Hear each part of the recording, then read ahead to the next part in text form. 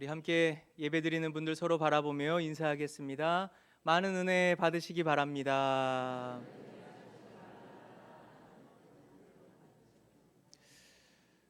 오, 놀랍고 놀라운 주님의 사랑이 이 시간 이 예배 가운데 우리의 심령 가운데 가득 부어지는 시간 되길 축복합니다. 요즘 이 스마트폰으로 사진 많이들 찍으실 겁니다. 그런데 여러분, 스마트폰에 다양한 카메라 어플이 있다는 사실을 알고 계십니까?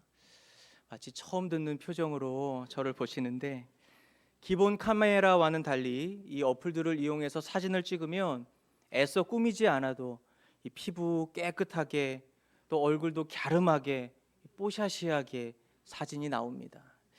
그래서 요즘은 스마트폰 기본 카메라로 사진을 찍어드리면 센스가 없다고, 심지어 화를 내시는 분들도 계십니다.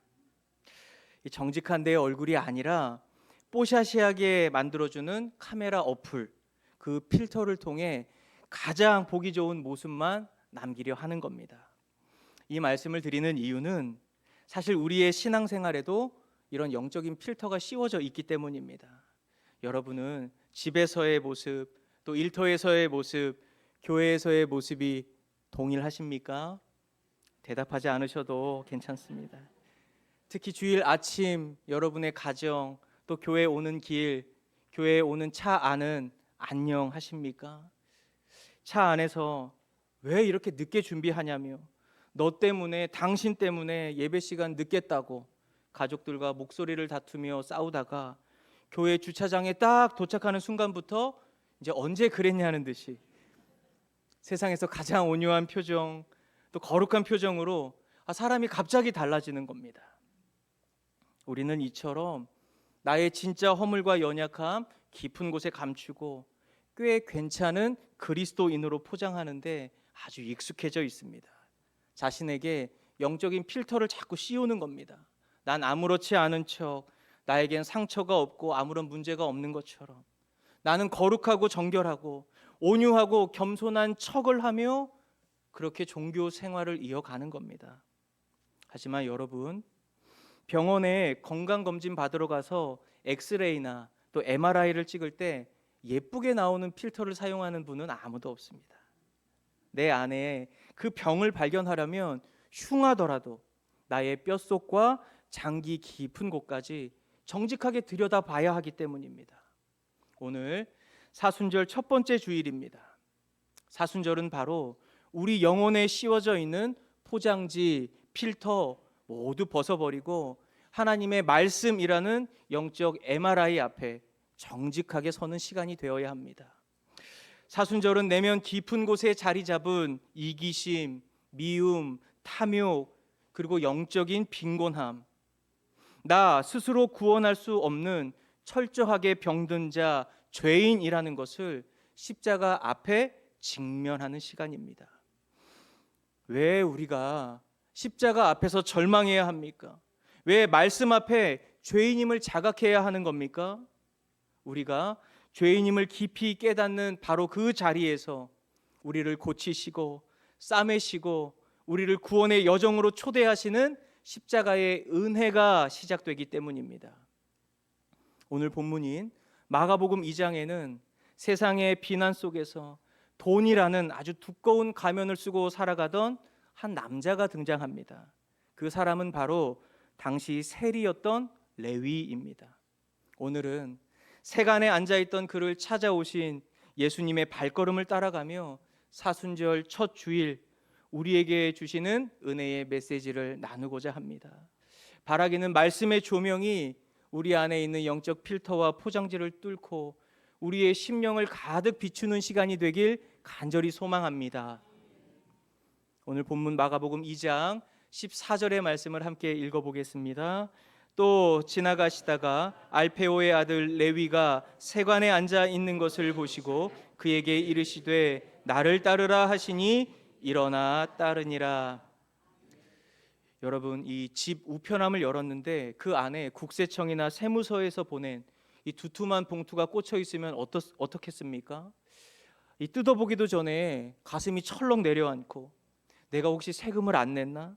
내가 뭐를 잘못했나 싶을 때가 있을 겁니다.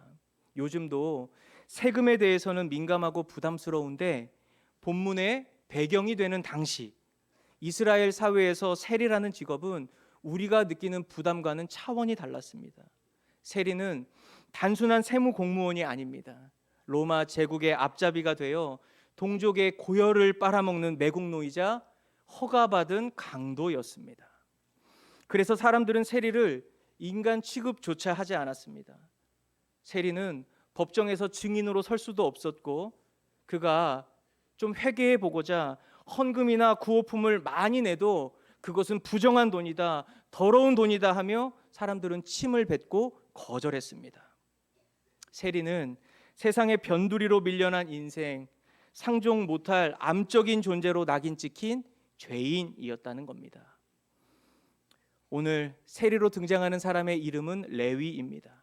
레위라는 이름, 잘 아시는 것처럼 야곱의 12 아들 가운데 한 사람의 이름이기도 하고 성전에서 하나님을 섬기던 지파의 이름이기도 합니다.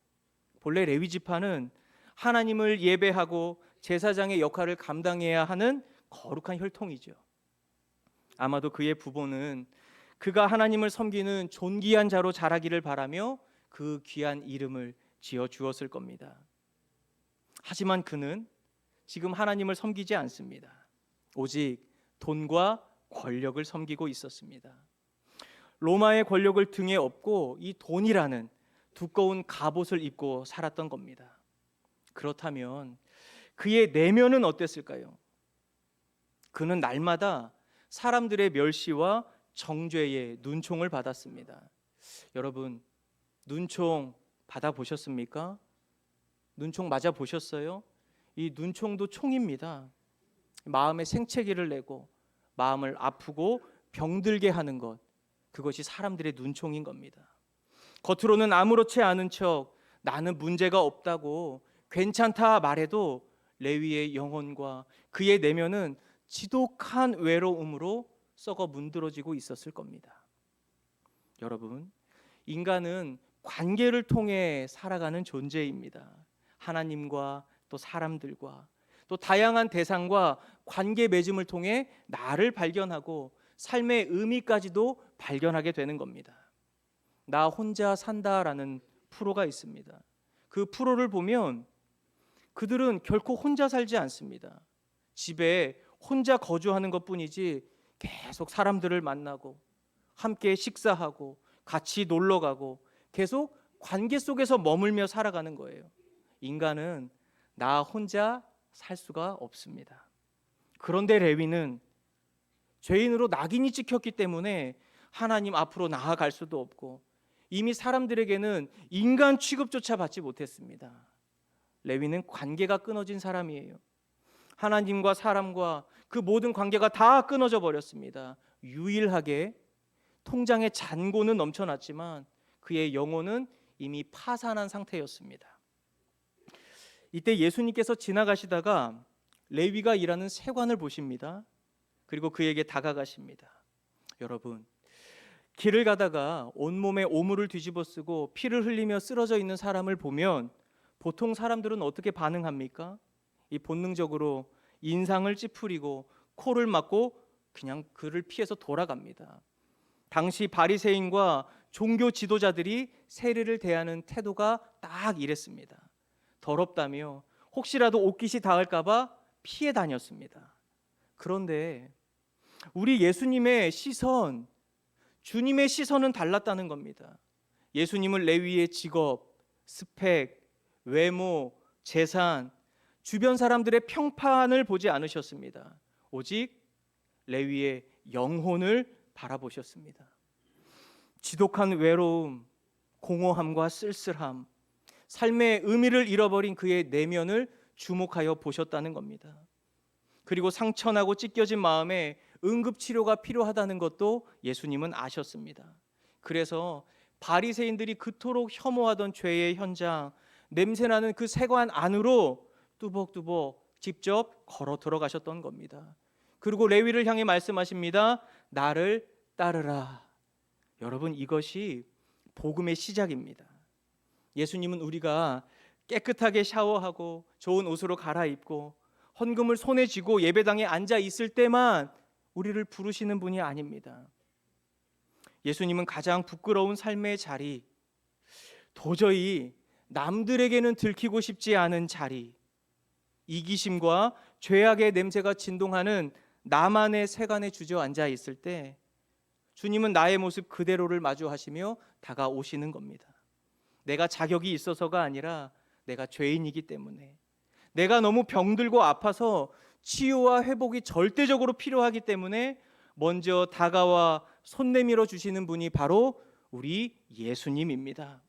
지금 이 순간에도 주님의 시선은 저와 여러분을 향해 있습니다. 우리를 주목하고 계십니다. 나를 바라보시는 이유는 정죄하기 위함도 평가하기 위함도 아닙니다.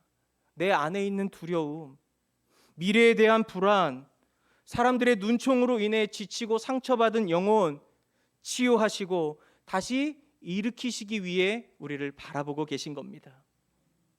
주님의 시선이 머무는 이들에게 예수님은 말씀해 주십니다. 나를 따르라. 나를 따르라는 이 명령은 레위 한 사람만을 위한 명령이 아니라 오늘 믿음으로 살아가는 우리 모두를 향한 주님의 부르심인 줄 믿습니다. 바라기는 영혼을 치유하시고 회복을 명령하시고 흔들리는 인생을 붙잡아 일으키시는 예수님의 음성, 나를 따르라, 이 놀라운 음성이 이 시간 저와 여러분의 심령 가운데 분명하게 들릴 수 있기를 간절히 소망합니다. 나를 따르라, 이 주님의 한마디에 레위는 어떻게 반응했습니까? 동일 본문인 누가복음 5장 28절입니다. 우리 함께 화면을 보며 읽어봅니다. 그가 모든 것을 버리고 일어나 따르니라. 여러분, 이게 말처럼 쉬운 일이 아닙니다. 몇 주 전 제자도에 대해서 제가 설교를 하며 예수님께서 시몬과 안드레를 부르는 장면을 살펴봤습니다. 그때 시몬과 안드레가 버린 것이 무엇이었습니까? 그물이었습니다. 물고기 잡는 그물이죠. 그들이 가지고 있었던 것 그물뿐이라 전부를 버렸다, 그렇게 말할 수 있지만 사실 그물은 마음만 먹으면 언제든지 다시 살 수 있는 겁니다.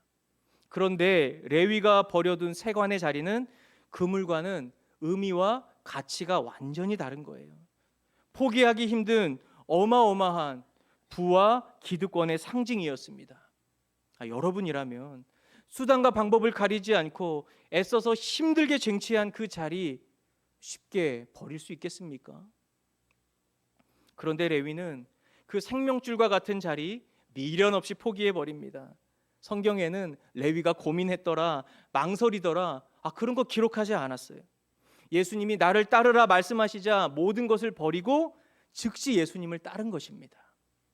그뿐만 아니라 자신에게 먼저 다가와서 나와 함께 하자고 그렇게 초청해 주신 예수님으로 인해 얼마나 기쁘고 행복했는지 레위는 자신의 집에서 아주 특별한 큰 잔치를 배설했습니다. 누가복음 5장 29절의 말씀, 우리 화면을 보며 함께 읽어보겠습니다. 레위가 예수를 위하여 자기 집에서 큰 잔치를 하니 세리와 다른 사람이 많이 함께 앉아 있는지라. 이 잔치의 주인공이 누굽니까? 예수님입니다. 말씀은 예수를 위하여 배설된 큰 잔치였다 설명하고 있습니다. 세리는 어떤 사람입니까? 자신만을 위해 살아가는 사람이 세리입니다. 남의 눈에 눈물이 나든지 말든지 평생 남이 흘렸던 피와 땀으로 자신의 배를 불리던 이기적인 세리가 난생 처음 다른 사람을 위해 지갑을 열고 밥값을 계산한 겁니다. 여러분, 이거 굉장히 놀라운 장면입니다. 종교개혁자인 마틴 루터는 회개의 3단계를 이렇게 정의했습니다. 우리 화면 보면서 우리 함께 읽어봅니다. 참된 그리스도인이 되기 위해서는 세 가지 회개가 필요하다. 첫째는 머리의 회개요, 둘째는 가슴의 회개요, 셋째는 지갑의 회개이다. 여러분 믿으십니까? 아멘이 좀 적은 것 같은데요. 아무리 눈물을 흘리고 가슴이 뜨거워져도 내 지갑이 하나님을 위해, 이웃들을 위해 열리지 않는다면 그건 반쪽짜리 회개라는 거예요. 평생 돈만 알고 돈에 미쳐 살았던 레위가 예수님을 따르자마자 가장 먼저 한 일이 뭐라고요?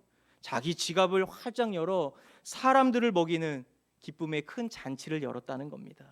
다시 말해 레위의 회개는 반쪽짜리 회개가 아니라 진심이 담긴 온전한 회개였다라는 겁니다.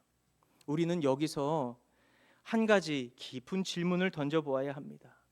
평생 돈밖에 모르던 이기적인 레위가 어떻게 이렇게 갑자기 다른 사람으로 변할 수 있었던 것입니까?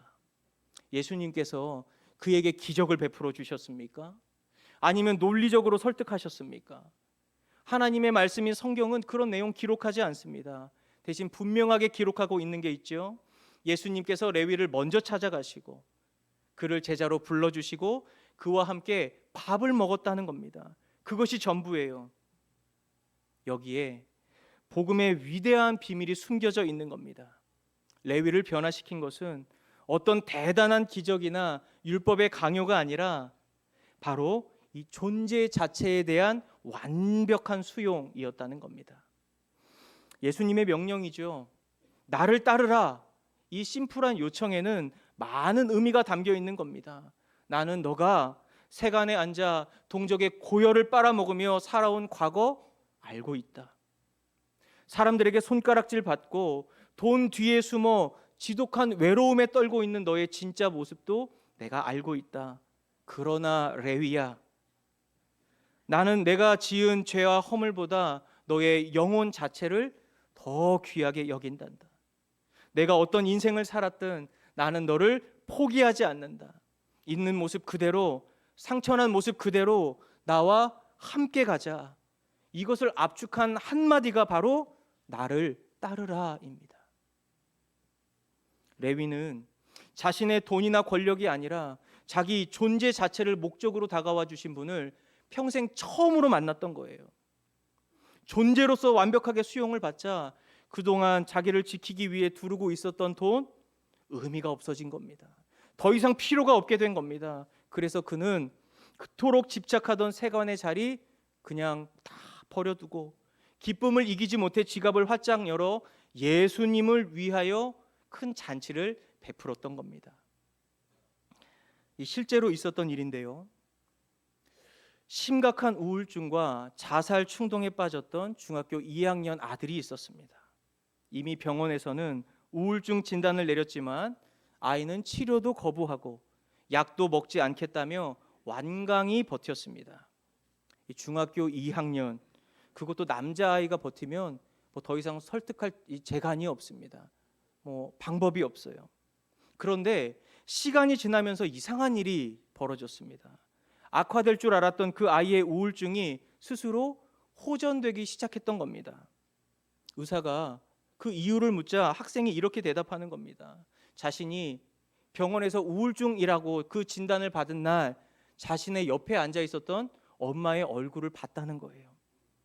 우울증이라는 진단 결과를 듣는 순간 엄마의 눈동자가 심하게 떨리면서 주체할 수 없는 눈물을 뚝뚝 흘리는 그 모습을 아들이 처음으로 본 겁니다. 그리고 그 엄마의 반응을 통해 엄마가 나 때문에 저렇게 아파하는구나. 내가 엄마에게 이렇게나 소중한 존재였구나. 그걸 그날 처음 깨달았다는 거예요. 자신이 아무리 망가지고 병들었어도 여전히 엄마에게는 절대적으로 사랑받는 존재라는 것, 그 존재의 수용이 아이를 점점 변화시켰던 겁니다. 100마디의 훈계나 약물보다 존재 자체를 용납받는 경험이 사람을 변화시키는 거예요. 제가 저희 집에 함께 살고 있는 그 젊은 여성들에게 예전에는 공부 열심히 해서 좋은 대학 가야 한다고, 열심히 노력하면서 살아야 한다고 제가 알게 모르게 잔소리를 많이 했습니다. 여러분, 제가 지금 그런 잔소리 할까요, 안 할까요? 뭐라고요? 안 하려고 굉장히 노력하고 있습니다. 그런 잔소리 인생에 도움도 안 되고 도리어 이 불안과 염려만 더 키워내는 겁니다. 사실 그런 말 할 때마다 자녀를 위해서 했다기보다 제가 불안하고 두려우니까 그런 말들 뱉었습니다. 이 폭삭 속았수다라는 드라마가 작년에 굉장히 유행했는데 그 드라마에 나오는 양관식 아빠는 딸인 양금명에게 늘 이렇게 말했습니다. 어릴 때 그 반찬을 집어주면서도 먹을 수 있겠어? 아니다 싶으면 빠꾸해. 냅다 퇴해. 알지? 그 국민학교 첫 등교하는 날 일단 학교 갔다가 아니다 싶으면 빠꾸해. 냅다 집으로 뛰어와. 아빠 집에 항상 있어. 학교 달리기 하는 날 요이 땅 하면 가는 거야. 1등 안 해도 돼. 자빠지겠다 싶으면 바로 빠꾸해. 아빠한테 냅다 뛰어와. 아빠 뒤에 있을게. 대학 입시 당일 문제 틀리고 골치 아프면 그냥 빠꾸해. 냅다 나와. 아빠 여기 서 있을게. 금명이가 성인이 되고 결혼식 입장하기 전에 잘 살 수 있지. 수 틀리면 냅다 빠꾸해. 아빠에게 달려와. 알지? 여러분, 이런 부모의 무조건적인 지지와 수용이 자녀를 변화시키는 것이고 세상 앞에 당당한 사람으로 만들어내는 겁니다. 오늘 본문에 등장하는 세리, 레위가 바로 예수님을 통해 이 무조건적인 용납과 수용을 받은 겁니다. 그 은혜를 그가 경험했기 때문에 완전히 삶이 바뀌었던 거예요. 하지만 이 아름다운 은혜의 현장을 도저히 받아들이지 못하는 사람들도 있었습니다. 본문 마가복음 2장 16절의 말씀을 함께 읽어봅니다. 바리새인들의 서기관들이 예수께서 죄인 및 세리들과 함께 잡수시는 것을 보고 그의 제자들에게 이르되 어찌하여 세리 및 죄인들과 함께 먹는가? 바리새인들은 잔치자리를 보면서 분노했습니다. 그 이유가 무엇입니까? 그들의 세계관, 신앙과는 철저하게 조건과 자격으로 이루어져 있었기 때문입니다. 그들에게 구원과 은혜란 율법을 잘 지켜야 하고 깨끗하게 사는 조건을 갖춘 사람만이 받을 수 있는 보상이었습니다. 그들의 눈에 레위는 어땠을까요? 구원받은 조건 전혀 갖추지 못한 형편없는 인간이었습니다. 그런데 그와 예수님이 식사를 같이 하는 겁니다. 그것에 분노한 거예요. 바리새인들은 존재에 대해서는 관심이 없어요. 오직 그 사람이 율법의 기준에 맞는지 틀린지 정죄의 잣대만 들이밀었던 겁니다. 그들은 스스로를 완벽하다고 생각했기 때문에 한 영혼이 죽음에서 생명으로 옮겨지는 그 감격스러운 잔치 앞에서도 전혀 공명하지 못하는 차가운 심장이 되어 버렸던 겁니다. 사랑하는 성도 여러분, 스스로에게 정직하게 질문해 보시기 바랍니다. 나의 신앙은 지금 어디에 서 있습니까? 있는 모습 그대로 내 존재를 안아주시는 레위의 잔치자리에 서 있습니까? 아니면 누군가를 향해 끊임없이 자격과 조건을 따지며 정죄의 칼날을 들이미는 바리새인의 자리에 서 계십니까? 바라기는 이번 사순절을 통해 우리를 얽매던 모든 율법적이고 조건적인 정죄의 잣대 십자가 앞에 다 내려놓기를 원합니다. 그리고 자격 없는 내 존재를 조건 없이 품어주신 그 놀라운 구원의 기쁨 다 회복되는 시간이 되길 원합니다. 그로 인해 우리도 이웃의 존재를 있는 모습 그대로 수용하고 용서하고 사랑하는 진짜 십자가의 사람으로 거듭나기를 주님의 이름으로 축복합니다. 우리 옆 사람 바라보며 축복하며 인사하겠습니다. 당신은 존재로서 이미 충분한 사람입니다.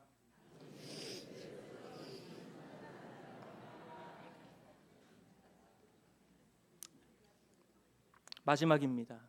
바리새인들의 비난 앞에 예수님은 기독교 역사를 관통하는 가장 놀랍고도 당황스러운 선언을 하십니다. 본문 마가복음 2장 17절 말씀 함께 읽어보겠습니다. 예수께서 들으시고 그들에게 이르시되 건강한 자에게는 의사가 쓸데없고 병든 자에게라야 쓸데있느니라. 나는 의인을 부르러 온 것이 아니요 죄인을 부르러 왔노라 하시니라. 이 말씀은 무엇을 의미합니까? 스스로 건강하다고 착각하는 자, 영적인 필터와 율법의 포장지로 자신을 감추고 병이 없는 척하는 자에게는 결코 은혜가 들어갈 틈이 없다는 겁니다. 여러분, 이 세상에 진짜 건강한 자, 의인 있습니까? 로마서 3장 10절에서 하나님의 말씀은 이렇게 증언합니다. 의인은 없나니 하나도 없으며. 당시 창녀와 세리뿐 아니라 바리새인도 서기관도 율법학자도 모두 의인이 아니라 죄인이었습니다. 그들은 화려한 율법의 옷을 입었을 뿐이지 실상은 속이 골마 터진 중환자들이었습니다. 그런데도 스스로 조건을 갖추었다고 믿었기 때문에 나는 완벽하게 건강한 자다, 그렇게 착각하며 살았던 겁니다. 초기 기독교의 교부였던 어거스틴은 이런 유명한 말을 남겼습니다. 우리 화면을 보며 함께 읽어봅니다. 교회는 훌륭한 성자들을 예쁘게 전시해 놓은 박물관이 아니라 상처받고 병든 죄인들이 모여 고침을 받는 영적 병원이다. 스스로 의롭다 포장하는 가짜 의인에게는 십자가가 필요하지 않습니다. 자신의 상태가 얼마나 심각한지 뼈저리게 인정하는 환자가 의사의 바짓가랑이에 매달리듯 자신이 진짜 죄인임을 철저히 깨닫는 사람만이 예수님의 십자가 온전히 붙들며 살아가는 것입니다. 사랑하는 성도 여러분, 영적 의사이신 예수님께서 죽어가는 우리를 살리기 위해 끊어주신 처방전이 무엇입니까? 그 처방전은 바로 십자가 보혈입니다. 십자가 보혈만이 죄인을 의인으로 변화시킬 수 있기 때문에 영혼의 의사이신 예수님께서 친히 십자가에 달려 그 보혈을 흘리셨던 겁니다. 자격 없는 우리를 대신하여 그 끔찍한 고통을 당하심으로 죄로 죽었던 우리를 존귀한 하나님의 자녀요 건강한 영적 생명으로 완벽하게 회복시켜 주셨던 겁니다. 그렇다면 예수님을 믿음으로 구원받은 우리는 의인입니까? 죄인입니까? 정확하게 말하면 의인도 아니고 죄인도 아닙니다. 우리는 모두 용서받은 죄인입니다. 뭐라고요? 용서받은 죄인이라는 것을 꼭 기억할 수 있기를 바랍니다. 이미 용서받았기 때문에 더 이상 죄의 종노릇하며 살지 않게 된 것이고, 그럼에도 아직 죄인이기 때문에 날마다 주님의 보혈을 의지하고 은혜를 구하며 살아가야 하는 겁니다. 사랑하는 여러분, 더 이상 바리새인처럼 율법학자처럼 세상의 기준이나 나의 얄팍한 행위로 스스로를 증명하려고 하지 마시고 오직 나를 살리신 십자가 보혈과 용서받은 죄인이라는 이 은혜의 이름표 붙잡고 승리하며 살아가시길 바랍니다. 이제 말씀의 결론을 맺겠습니다. 오늘 영원한 치유자 되시는 주님은 우리에게 이렇게 말씀해 주십니다. 나는 의인을 부르러 온 것이 아니요 죄인을 부르러 왔노라. 이 은혜로운 부르심 앞에 우리의 연약하고 상처난 모습 그대로 십자가 앞으로 담대히 나아갈 수 있기를 바랍니다. 날마다 예수 그리스도의 보혈로 우리의 영혼을 씻어내고 나를 다시 살리신 그 십자가 은혜와 생명 우리의 가정과 나와 이때와 살아가는 모든 이들에게 전하며 살아가는 십자가의 복음의 증인으로 살아갈 수 있기를 주님의 이름으로 축원합니다. 이 시간 말씀을 기억하며 함께 기도하도록 하겠습니다. 주님은 이 시간 우리 한 사람 한 사람을 주목하십니다.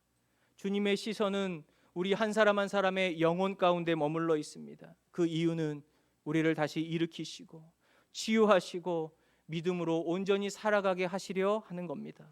주의 손길, 주님의 음성을 들을 수 있게 우리의 영의 눈을 열어달라고, 또 나는 존재로서 용납받은 자임을 기억하며 주님의 마음으로 이 세상 승리하며 살아갈 수 있도록 은혜를 베풀어 달라고, 우리 시간 말씀을 기억하며 다 함께 기도하겠습니다.